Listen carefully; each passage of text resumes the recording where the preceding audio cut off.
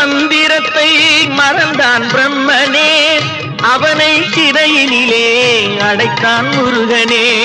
பிரணவ மந்திரத்தை மறந்தான் பிரம்மனே, அவனை சிறையினிலே அடைத்தான் முருகனே. அதனால் கந்தனிடம் பிரம்மனும் மிரளுவான், அதனால் கந்தனிடம் பிரம்மனும் மிரளுவான். கந்தன் அடியவர்க்கு அவனும் அருளுவான், கந்தன் அடியவர்க்கு அவனும் அருளுவான். கந்தனிடம் செல்லுங்கள், என்ன வேண்டும் சொல்லுங்கள். கந்தனிடம் செல்லுங்கள், என்ன வேண்டும் சொல்லுங்கள்.